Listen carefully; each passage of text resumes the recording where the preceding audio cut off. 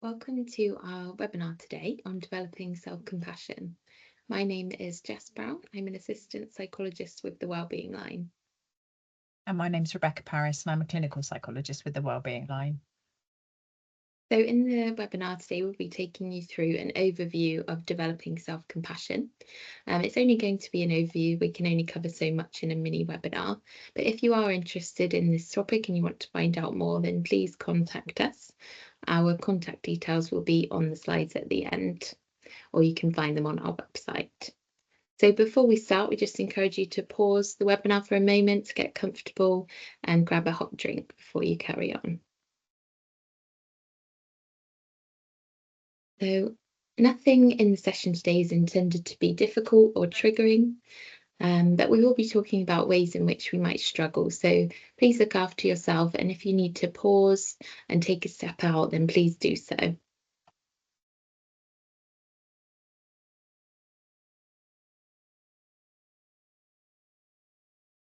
So, compassion. What is compassion? Just take a moment and think about what kind of things come to mind when you think about compassion and what it means to you. Could these be some of the words on the slide? Can you think of anyone who embodies compassion or a compassionate response? Often when we think of people who are compassionate, we think of someone who's completely selfless.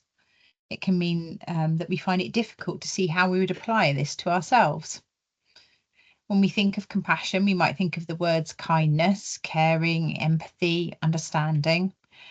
However, we know that to be truly compassionate, there are other characteristics that are not always as obvious. There are parts to being compassionate that are fiercer. These include wisdom, courage, commitment, and strength. So let's look at these. So wisdom is the ability to slow down, bring some thought and wisdom to our responses, bring our wise mind to a situation, asking ourselves, what do I need to do right now? So, for example, if we were walking our dog and the dog fell into the lake and couldn't swim, and if we jumped in after them, but we could also not swim, whilst the act is compassionate, we've not brought wisdom to it. If we move on to courage, bringing courage with compassion, it takes courage to lean into compassion, and it can be scary and feel uncomfortable. Maybe to admit that we're struggling, maybe to show our vulnerability or to reach out for help, or maybe to have the difficult conversation that needs to be had. Commitment. Sometimes to be compassionate, we have to stick with it, stay with the discomfort, and see things through despite it feeling difficult. Sometimes we have to know that the right thing to do might not always be the easiest thing. And strength. Compassion requires the ability to set boundaries and be strong. Sometimes we need to say no, or set a boundary for the person that we might be supporting.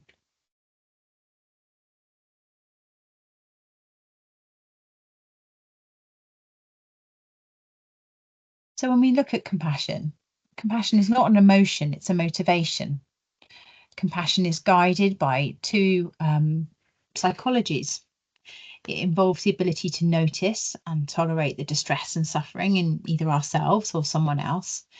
And then it's got a second aspect, which organises us to alleviate this suffering. It motivates us to do something about it. So compassion is empathy plus action. So therefore, when we think about self-compassion, that is empathy for our own struggles and then the motivation to do something about that.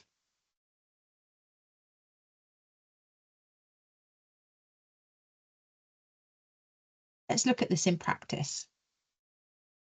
As we said, compassion is a word that's frequently used, but is often misunderstood to just mean kindness, and sometimes it also requires something else. Let's have a look at these two examples. I want you to imagine that you are looking after the child in the first picture. This child is playing in the garden and you've seen them fall over and get hurt. It might be that your compassionate response would be to be moved by their suffering and respond to them with sympathy, warmth, and gentleness. So going up to them, asking them how they are, picking them up, dusting them off, and making sure they were feeling better. You've operated here the first and the second part of compassion. So the first psychology is you were aware of their distress, and then you were motivated to do something about it. In the second picture, You are still looking after this child, but this time the scenario is different. The same child is advancing towards the plug socket with a fork. What might your response be now? It's likely that this would look quite different. So the compassionate response is not likely to respond with sympathy and warmth and maybe a slowed down action, but to respond quickly, be strong, assertive, and immediate. You might be saying no, you might be taking the fork away, you'll be moving towards them quickly, and then you might be doing the explanation afterwards. Both are clearly compassionate responses because you've been aware of the distress or the potential distress and you've been motivated to do something about it. But the emotional and behavioural responses are different and they've been dictated by that context.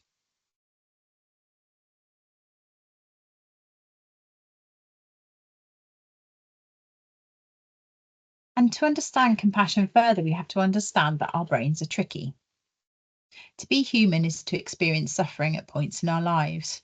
Evolution has shaped us, so our brains, with their motivations, emotions, and competencies, are products of evolution designed to function in certain ways. We must also know that we're part of a genetic lottery. We didn't choose the combinations of genes that we have, but it will have an impact on us and how we suffer. We are also socially shaped and often have limited control over the social circumstances that have been part of our lives. For example, if we were brought up by neighbours, our experiences, thoughts, and beliefs might be very different. Let's think more about our brains. Our brains have evolved in order for us to survive and reproduce. Our basic needs and desires ensure that we keep surviving as a species and that these needs have been around for a very, very long time.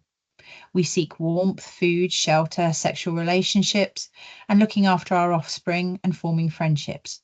Fulfilling these needs has ensured our survival, and they are all part of our old brain. We share many of these old brain functions with other animals. We have our reptilian part of our brain. What it wants is survival, food, thermoregulation, reproduction. They coexist, but if you think about crocodiles, it might be a bit tense. Now let's think about our mammalian brain.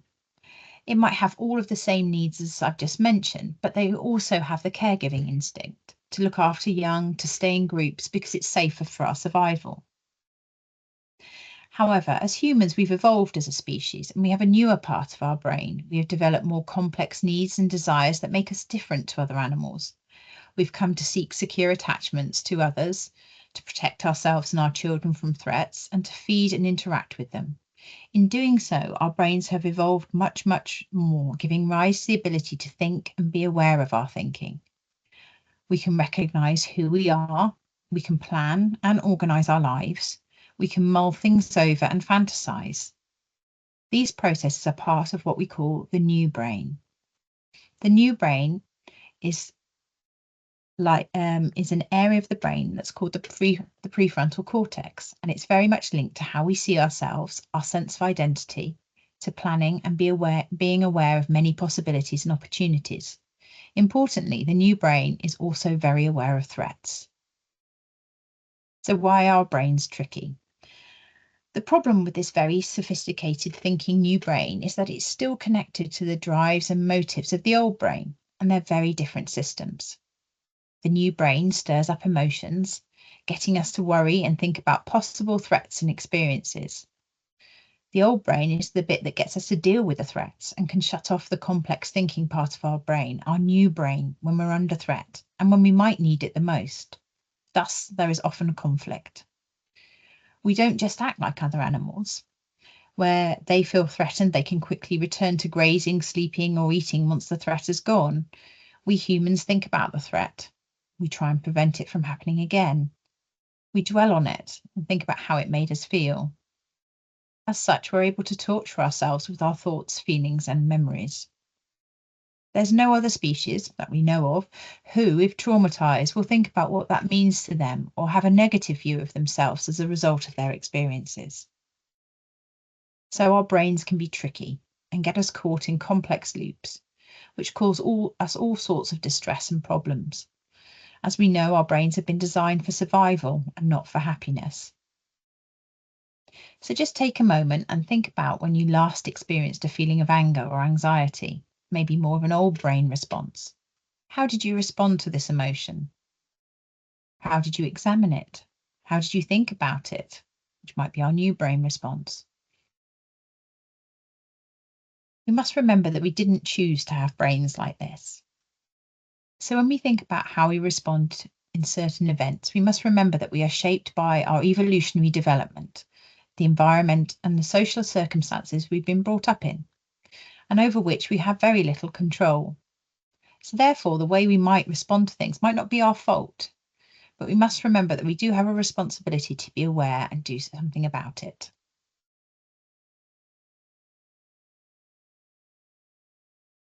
So we just find ourselves here with brains and bodies that we didn't design, influenced by circumstances that we didn't choose.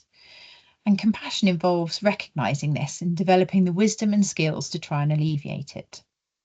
To do this, we have to spend time developing our minds with self-awareness, so bringing some attention to how the body and mind responds without judgment, and then recognizing that we have a choice to act. We can learn self-compassion.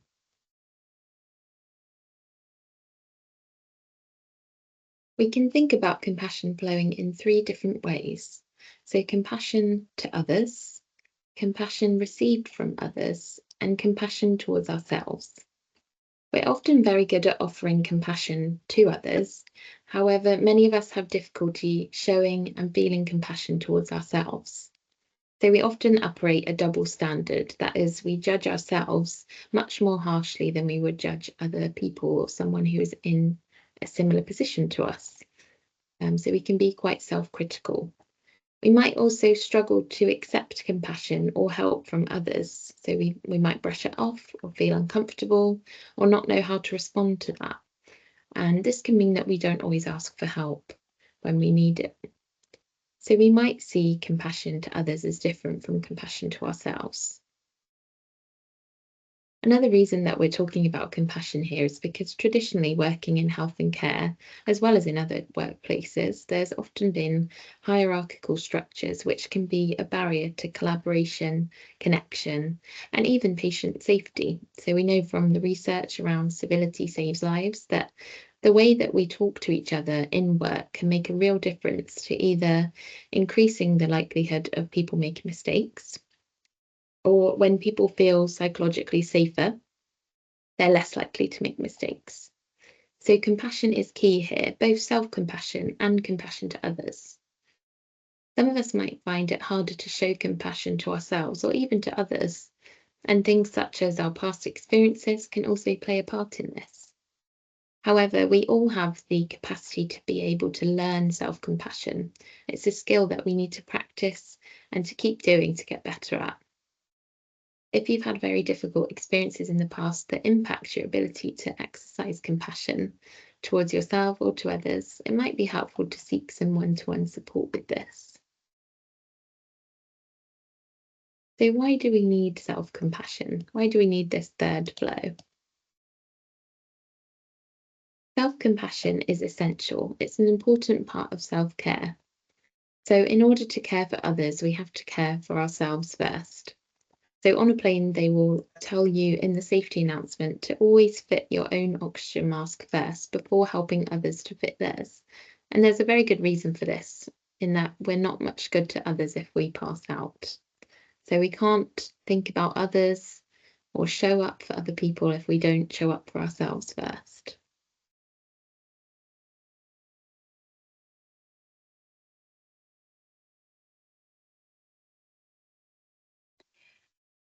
So when we think about compassion and developing our self-compassion, it's important to think about how we understand our emotions.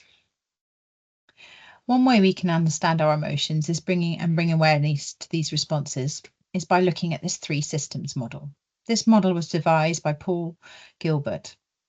He suggests that we have 3 main systems that we use to regulate our emotions and behaviours, and each has their own unique job to do.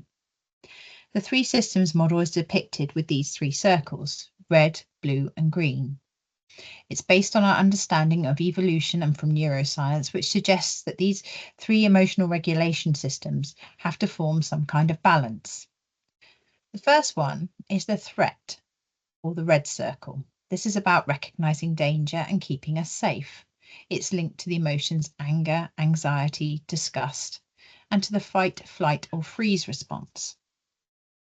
Our drive, or our blue system, the blue circle, serves the purpose of helping us to get out and achieve. For example, seeking food or resources. It's linked with excitement and joy, achievement and motivation, and it's associated with the neurotransmitter dopamine. So we get some nice buzzy feedback when we do something that we enjoy or we've achieved something. Our third system is our green, or our soothing system. It's a much lower energy system, and it serves as a rest and digest function. It's about feeling content, a sense of safeness rather than safety seeking, connected, and feeling affectionate. It's associated with oxytocin, which is the love hormone. And we know that all three systems are crucial to our survival. When something activates our threat system at work, for example, an event or an email or an upcoming deadline, we can notice what it feels like in our body, and then our brains are just trying to work to keep us safe. We might go into fight or flight. We're moved to action. We then go into our drive system to alleviate this threat. So, for example, getting busy and doing something. But these are both high energy systems, and bouncing between the two can lead us to moving into threat-based drive, whereby we get less of the nice dopamine response from the drive system, and we might become more reactive to situations and ultimately feel more exhausted. What we need to recognize is how to slow down and activate our soothing system. This helps bring online the newer part of our brains, the prefrontal cortex, as we mentioned before, and can help restore some balance to the systems and regulate our responses. Each system has its own unique job to do, but they are all needed to work together to be in balance to help create a compassionate mind. Developing our compassionate mind is not about getting rid of the emotions, but learning to understand and regulate them in a helpful way. Self-compassion is about recognizing that we are responding in this way and doing something to help us in the moment without judgment.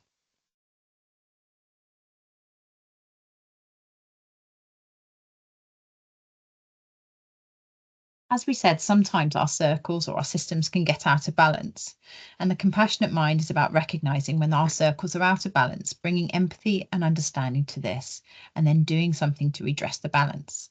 So, for example, this is me leading the webinar today. My threat system is activated, but because I'm speaking up in front of a group of people, I want to get it right and I don't want to mess it up. But my drive system is also activated as I'm motivated. I get a sense of achievement and it does bring me some enjoyment. But I'm not in my green circle. I'm not soothing myself. Therefore, after this webinar, I have to find ways to bring in some green activities. So for me, this might be connecting with my colleagues. It might be then going and having a cup of tea and sitting down and having a short break before I start the next part of my day. So they aren't big changes, but I'm recognizing the impact that this has on me and I'm doing something to redress this. As we said, compassion is empathy plus action. Compassion is about slowing down, processing and reflecting, taking time to understand yourself and others. So if we go through the squares on each side of the page, we can see that we need to recognize our own distress, understand that our three circles are out of alignment. We might recognize our triggers and do some work to what is activating my threat system. I bring awareness to my responses. I find ways to slow down, and this might involve connecting with others around me.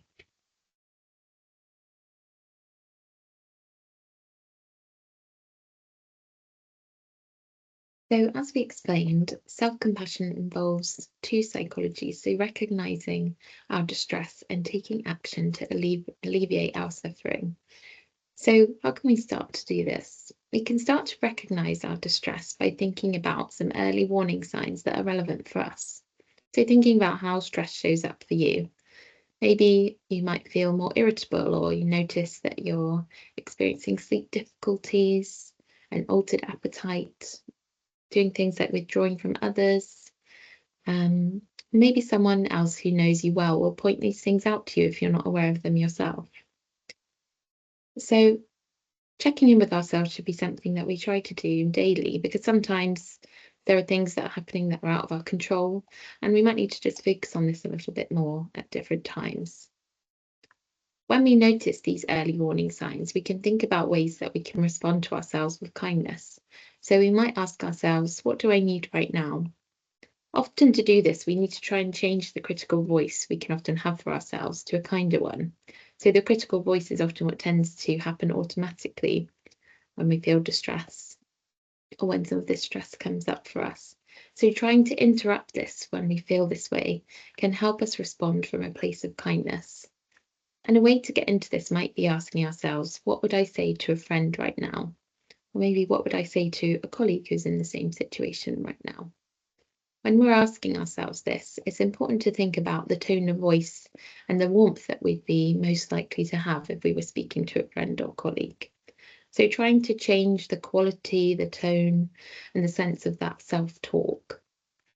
In doing this, we can start to move out of the red or threat system and start to bring our green or soothing system online, so we can give ourselves the comfort and compassionate action that we need in that moment. So we talked about developing and growing the green system to help us develop self-compassion. So how can we do this? Some of the ways that we can do this is working on developing our mindfulness skills, which supports us with this awareness and this noticing of our own difficulties and distress. So bringing us to the present moment, noticing when we're going into that critical or unkind voice, so we can then instead bring a more compassionate response to ourselves. We can also use things like breathing exercises, which helps us physiologically access the green system by stimulating our vagus nerve, enabling us to slow down, to ground ourselves, to settle the mind, and to allow for space to think about what might be helpful for us, and to then be able to access our blue system in a more mindful way rather than from a threat place. You can also try exercises such as creating your own compassionate image. So you can Google compassionate imagery for further details or exercises to help you have a go at this. And you can also think about activities where you find you're in your green system the most. So this looks different for everyone. So it might be doing sort of creative activities, reading, listening to music, swimming, connecting with friends. So things you can do where you feel that you can really engage in the present moment and where you feel that you're resting, connecting and switching off.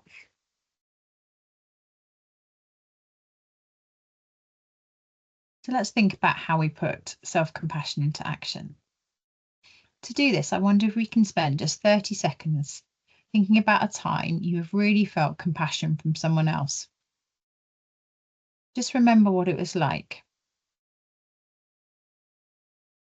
If you're struggling to think about a time when this happened, then you might want to think about a character in a book or a film being compassionate. Using imagination. What did or does this person sound like? What is the speed or tone of their voice? What are their facial expressions? How about their posture?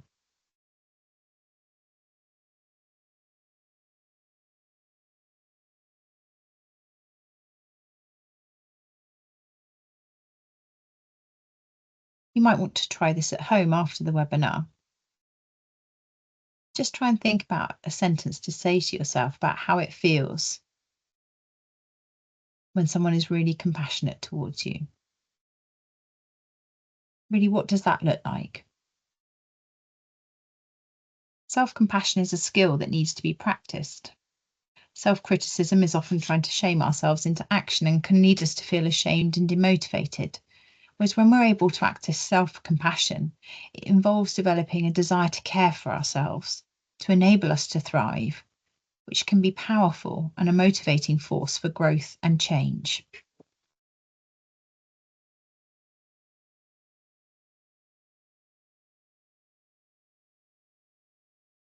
Let's have a think about what gets in the way of self-compassion. On the screen now are some common thoughts and beliefs about self-compassion, or things that can get in the way of us being compassionate towards ourselves. So, for example, you might think that needing compassion makes me feel weak, or compassion is far too self-indulgent and selfish. Compassion might feel okay for other people, but I don't deserve it.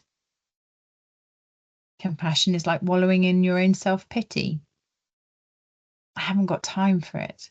I don't need it. I'm the strong one. Compassion is fluffy, soft, and airy fairy.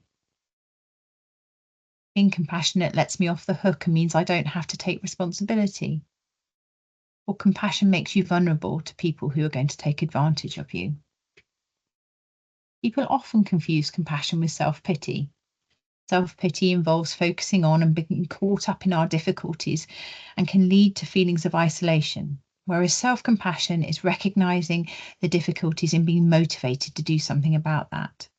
We might remind ourselves that other people have similar problems or take on the perspective of a compassionate other towards ourselves, thinking about what that compassionate person would say to us, what we'd say to a close friend in the same situation.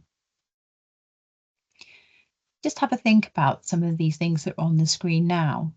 Are any of them familiar to you? Are any of these barriers ones that you identify with that might stop you being compassionate towards yourself?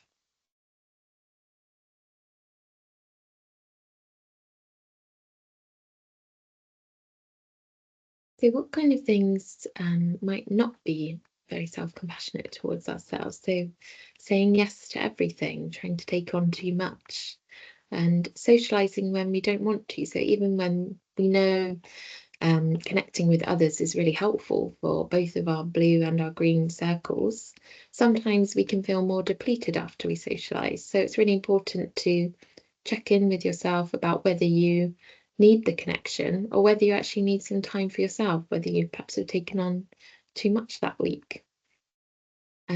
Exercising and eating well are important things to be aware of to look after yourself. However, it's also important to find a balance and to not use these things as a means to then beat yourself up or to overexert yourself. You can also try and fit too much into our day and do things like reducing our sleep hours or working extra to get more done. And another common thing at the moment, say having work emails on your mobile phone. So we're all very contactable these days, and if we have access to work emails on our personal phones, then our threat system can be activated by things coming in at all hours. And we really need time to switch off from work so that we can have a work-life balance, and then we can access our green soothing system uninterrupted by work when we're not in our working hours.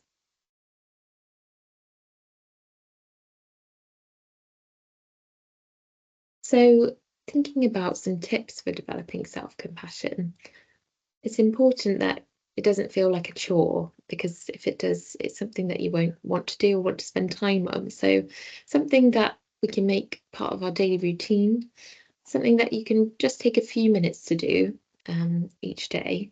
And the important point is to do it regularly and maybe throughout the day as well.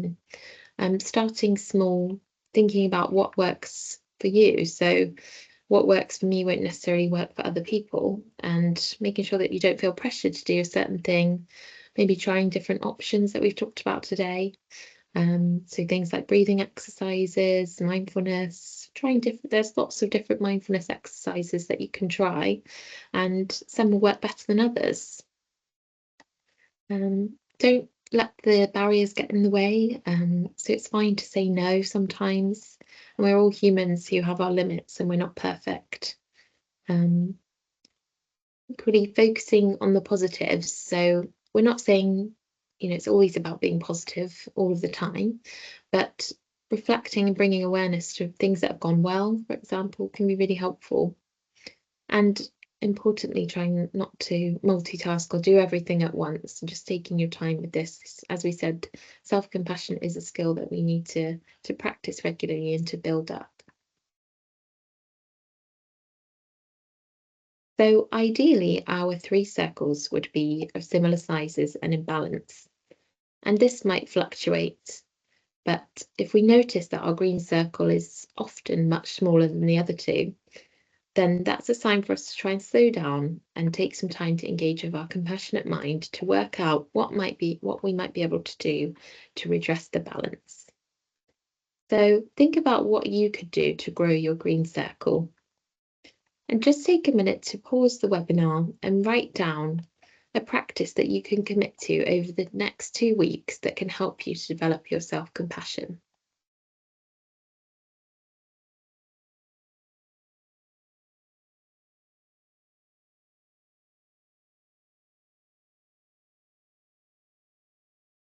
As we come to the end of the webinar, just some conclusions from then the session. So compassion is more than just kindness. It's a sensitivity to our own and others' suffering and a motivation to do something about it.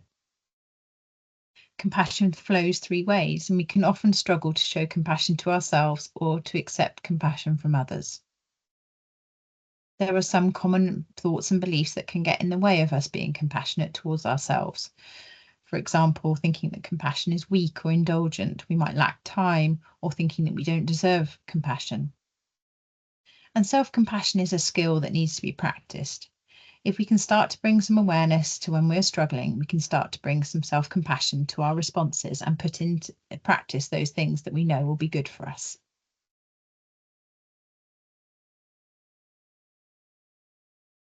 So we will be ending the session shortly. Before we do, we just wanted to let you know that there are lots of ways that the Wellbeing Line can support you and your teams, which is free and confidential. Please feel free to reach out to us via our phone or email to access our support. We work across the ICS and provide free confidential help to health and social care staff in Gloucestershire. We have a broad offer which includes at all levels, from individual support, team support, support for team leads, and support for the organisation as a whole. The fact that we're an independent service sitting outside services such as HR and occupational health provides a level of safeness and confidentiality that's appreciated by staff that use the service. If you want any further information about the support that we provide, please give us a call or email us hello@thewellbeing line, or have a look at our website where you'll be able to find further information.